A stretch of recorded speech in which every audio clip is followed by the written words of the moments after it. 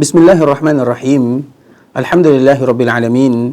Wassalatu wassalamu ala asyrafil anbiya'i wal mursalin wa ala alihi wa ashabihi wa man tabi'ahum bi ihsanin ila yaumiddin, amma ba'du. Pembahasan kita pada pertemuan kali ini adalah hukum-hukum yang berkaitan dengan salat. Dan salat memiliki syurut, syarat-syarat yang wajib bagi seorang muslim untuk melengkapinya, baik itu sebelum salat ataupun setelah salat. Sebagaimana salat juga memiliki rukun-rukun yang wajib dilengkapi, dan salat akan menjadi batal apabila tidak diberikan syarat dan rukun tersebut.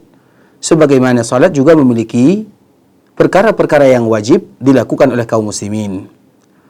Adapun di antara syarat sahnya salat, yang pertama adalah al-Islam, kemudian yang berakal, kemudian yang mumayyiz. Maka tidak sah salatnya dari orang yang tidak beriman, sebagaimana juga tidak sah salatnya mereka yang tidak memiliki akalnya, baik mereka yang tidak punya akal atau mereka yang tertutup akalnya seperti orang yang mabuk dan yang semisalnya. Dan juga tidak dianjurkan salat bersama kaum muslimin, tidak diwajibkan salat bersama kaum muslimin bagi mereka yang umurnya di bawah daripada tamyiz, artinya anak yang berumur di bawah 7 tahun. Kemudian juga di antara syarat salat adalah masuknya waktu. Sebagaimana firman Allah Subhanahu wa taala, "Innas salata kanat 'alal mu'minina kitaban mawquta." Sesungguhnya salat itu diwajibkan kepada orang-orang mukmin pada waktu-waktu yang telah ditentukan oleh Allah Azza wa Jalla. Adapun waktu salat yang ditentukan, waktu zuhur dimulai daripada zawal, yaitu dikala matahari tergelincir. Kemudian setelah matahari berada di pertengahan langit, itu adalah disebut dengan waktu zawal, dan berakhir waktu zuhur tersebut ketika bayangan seseorang 2 kali panjangnya. Adapun waktu asar, maka dimulai di akhir daripada waktu zuhur, dan waktu asar ini berhenti sampai matahari menguning. Dan bisa juga dimasukkan bahwa waktu asar tersebut disebut dengan waktu darurah sampai matahari terbenam. Sedangkan waktu maghrib itu dimulai dari matahari terbenam, kemudian dia berlanjut sampai hilangnya mega merah di langit. Itu adalah waktu maghrib. Kemudian waktu isya itu dimulai setelah berakhirnya waktu maghrib, ketika mega merah di langit itu sudah hilang sampai pertengahan malam. Sedangkan waktu darurat yaitu sampai sebelum matahari terbit atau sebelum tulu' al-fajar. Adapun waktu fajar dimulakan pada waktu tulu' al-fajar dan akhirnya adalah dikala matahari terbit. Dan fajar yang kedua disebut dengan fajar shadiq. Fajar shadiq itu adalah fajar yang apabila muncul maka ada tanda warna putih yang terbentang di ufuk langit dari bagian timur, kemudian nanti akan membentang ke bagian utara, ke bagian selatan. Maka itulah yang disebut dengan fajar shadiq. Kemudian hadis yang menyatakan bahwa waktu-waktu ini adalah waktu salat, sebagaimana yang dirincikan dalam hadis yang dibawakan oleh Abdullah bin Amr radhiyallahu taala anhuma, bahwasanya Rasulullah sallallahu alaihi wasallam bersabda, waktu zuhur apabila matahari tergelincir, kemudian bayangan seseorang sama dengan panjang dirinya sampai sebelum masuknya waktu asar. Dan waktu asar sebelum matahari itu menguning. Dan waktu maghrib sebelum mega merah itu hilang. Dan waktu isya sampai pertengahan malam. Dan waktu subuh sampai matahari terbit, sampai sebelum terbitnya matahari tersebut. Hadis yang dikeluarkan oleh Imam Muslim. Kemudian dianjurkan bagi seorang muslim untuk melakukan ibadah salat di awal waktu, kecuali salat isya. Maka salat isya itu dianjurkan untuk mengakhirkannya selama tidak menyusahkan kaum muslimin. Begitu juga dianjurkan bagi mereka untuk mengakhirkan waktu zuhur apabila di musim panas, sampai panasnya mulai sedikit menghilang. Kemudian barang siapa yang tertinggal salatnya, maka wajib bagi mereka untuk mengqadha secepat mungkin, sesuai dengan tertibnya.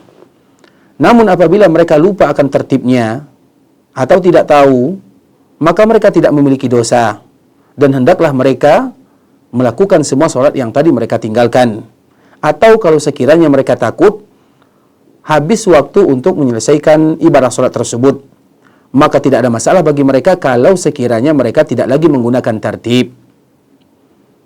Kemudian begitu juga dengan syarat sholat yang lain adalah menutup aurat dengan pakaian-pakaian yang tidak menampakkan kulit.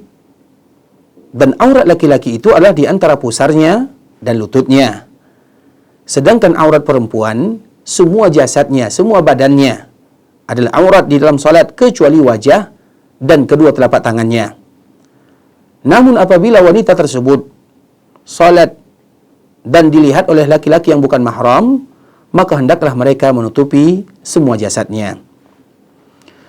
Begitu juga di antara poin penting yang kita peringatkan kepada kita bersama, kepada kaum muslimin, bahwasanya kita dapatkan sebagian kaum muslimin, mereka memakai pakaian atau mereka memakai sarung atau celana yang pendek yang bisa membuka sebahagian daripada pahanya atau di bagian belakang punggungnya, yang mana itu merupakan di antara bagian daripada aurat yang mesti bagi mereka untuk menutupnya.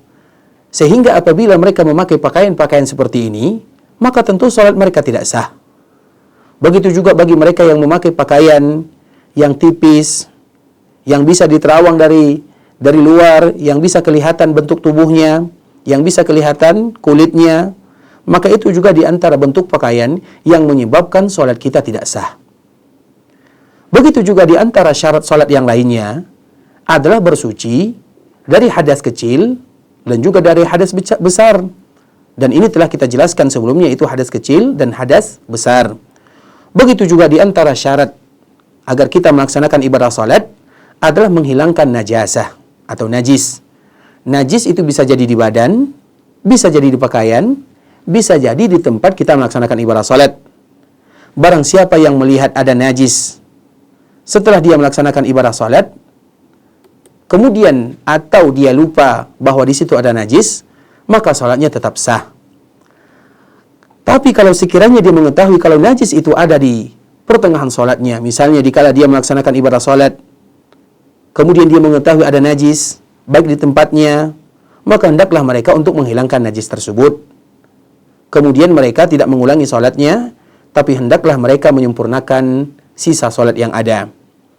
Begitu juga di antara syarat salat adalah bagaimana kaum muslimin hendaklah menghadap ke arah kiblat, dan Ka'bah itu merupakan kiblat kaum muslimin. Dan juga di antara syarat salat adalah niat, dan niat itu adalah tempatnya di hati. Makanya tidak dianjurkan bagi kita untuk mengucapkannya dengan lisan. Sebagaimana juga tidak boleh bagi kita salat di perkuburan, kecuali kalau sekiranya salat itu adalah salat untuk mereka yang meninggal. Sebagaimana juga tidak dianjurkan bagi kita salat di tempat atau di kandangnya onta. Ini merupakan di antara poin-poin yang berkaitan dengan salat, syarat-syarat salat, yang demikian tujuannya adalah untuk kesempurnaan ibadah salat kita. Dan semoga Allah Subhanahu wa taala menjadikan kita orang-orang yang memenuhi hak salat, kemudian mengerjakannya sesuai dengan yang diridai oleh Allah Subhanahu wa taala. Dan kita cukupkan sampai di sini. Semoga memberikan manfaat kepada kita bersama. Barakallahu fikum wa jazakumullahu khaira. Wassalamualaikum warahmatullahi wabarakatuh.